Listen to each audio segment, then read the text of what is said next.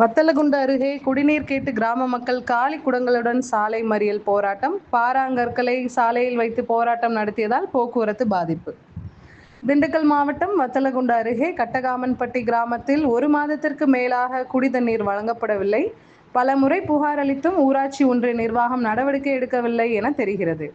இதனிடையே தங்கள் கிராம பகுதிக்கு குடிநீர் மற்றும் மின்சாரம் உள்ளிட்ட அடிப்படை வசதிகளை செய்து தராத ஊராட்சி நிர்வாகத்தை கண்டித்து கண்டன சுவரொட்டிகள் ஒட்டப்பட்டன.